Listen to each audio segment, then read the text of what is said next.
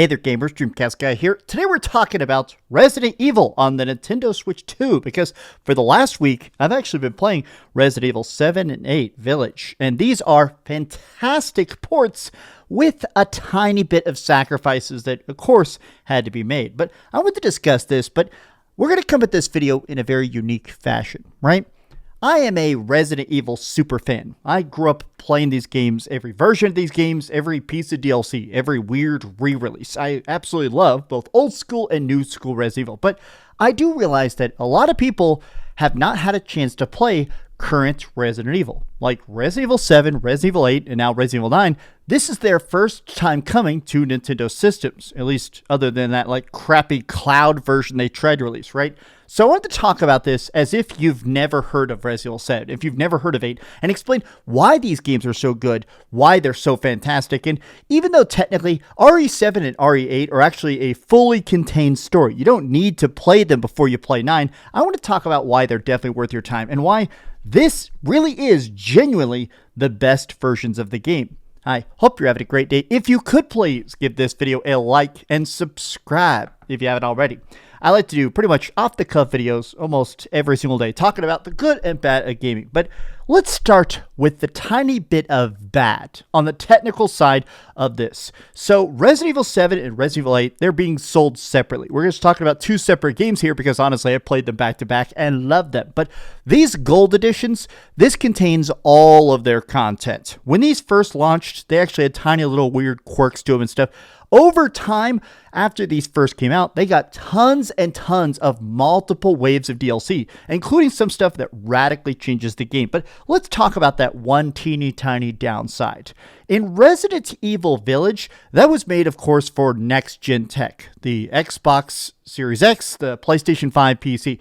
That one, I am shocked. Both of these games run 100% at 60 FPS, rock solid. They look super crisp, but the character models, and only the character models in Village, look a bit odd. Like in Resident Evil 7, the facial animations of these games are actually important. The goopy monsters and stuff, that really adds to the horror of it. And a lot of times there is these subtle micro expressions and stuff to the characters you interact with that really convey the layers of fear and paranoia and stuff they're dealing with. In Resident Evil Village on Nintendo Switch 2, something about the people looks kind of low quality. Not significantly so, but you could tell that is the singular sacrifice where maybe they were like, all right, we have to dip everything's resolution or we can make only the character models look worse. I still think they made the correct decision here because honestly, the rest of the game looks so incredibly good. Honestly, the solid frame rates, the incredibly crisp visuals, even in handheld, it's shockingly good. And I'm glad that all the environments still look as great as they always did, right?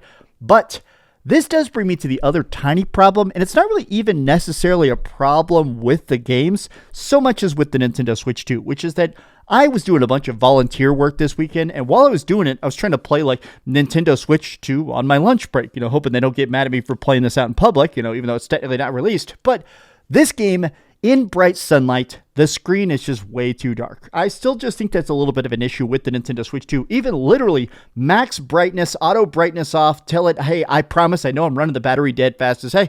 It still is very hard to see because these are very, very dark games. But what is Resident Evil 7 and what is Resident Evil 8? What makes these games so special and how is it that they actually saved Resident Evil? Because they admitted they did. You guys probably don't know this if you haven't been following it, but Resident Evil's in a very odd spot after Resident Evil 6. We still got some spin-offs and stuff, but Resident Evil 7 was their grand return. It had a new main character, it had a new storyline, it had completely separate monsters and everything, and it's crazy how well it worked. Resident Evil 7 actually goes far away from the crowded cities and Umbrella Super Labs, and instead has us playing as a guy called Ethan Winters.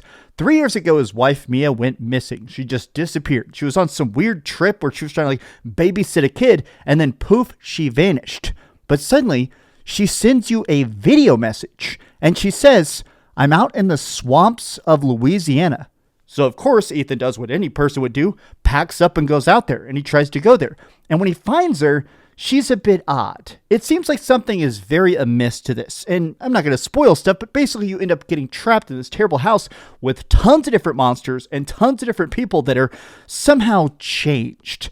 And honestly, Resident Evil 7 is just so incredibly good, mostly because this is by far the scariest Resident Evil ever, to the point at which there were actually a lot of fans that straight up complained that RE7 is too scary. Now, I'm in the camp that I think it is very deserved horror. It's got lots of checkpoints, it's got lots of save points, it's not that punishing, but admittedly, it is pretty tough. Now, in these versions of the game, I tested out a bit of easy mode. It feels like the easy mode on Nintendo Switch 2 is even easier than other systems. So, if you're a first-time player and you're afraid of dying too much, you can try that. I think normal is very good. These games are very generous with ammo, with health. And there is now gyro aiming. I do not like that. I'm just not really a motion control person, but you can actually just straight up turn to aim. It's an odd technique. Personally, I don't really like it. But after you beat this version, as soon as you beat Resident Evil 7, this is the gold edition of both the games. There is tons of DLC where you play as different characters, remixed hard mode maps, extra additional endings and stuff.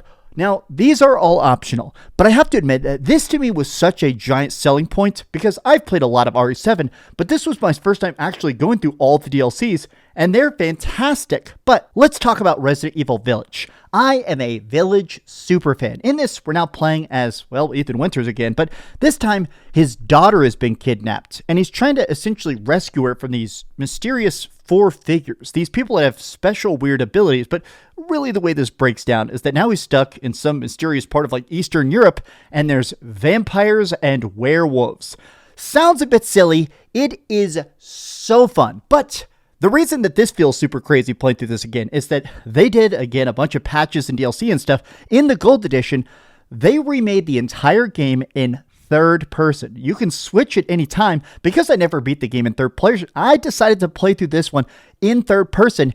You're not going to believe me. It is scarier in third person. There are so many times when you're playing first person and you sort of see something in the corner of your eye. Now, when you're playing third person, a lot of times you'll actually see those monsters that were slightly following you or stuff that's scampering in the trees parallel to you. It is wild how much scarier this is legitimately in third person, especially some of the big crazy scares. It still goes first person for a lot of the cutscenes. That makes sense to me. Obviously, they made it so I had a particular camera view, but this game is already so terrifying. And I do love the fact that because this is the Gold Edition, normally after you beat the game, you unlock this special store that lets you unlock special unlimited ammo weapons and super guns and stuff. But you also get a special mercenaries mode where you basically go through these waves and waves and waves of monsters, get score attack, try and clear it as fast as possible. You get this roguelike element of it where you get special bonuses. You do extra damage or hitting people makes them blow up. This game is so freaking fun. This also has the Shadow of Rose DLC, which I'm not even going to get into what that is. I just got to say that this entire package to me, this is my favorite kind of re-release. It is all the content combined for a lower price than it would have been, right? These are such good ports. This is the kind of stuff I love to double dip on because honestly, it's a great excuse to play them.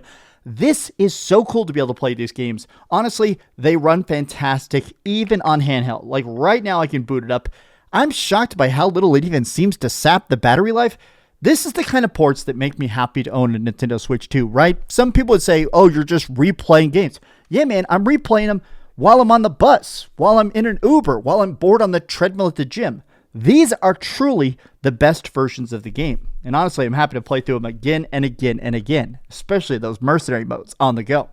But these have just been some off-the-cuff thoughts. I am a Resident Evil superfan, glad to go through these again, and now I'm even more prepped to drop that giant review of Resident Evil Requiem. But thank you so much for watching, gamers. If you enjoyed this video, be sure to give it a like, subscribe if you haven't already, and please keep dreaming.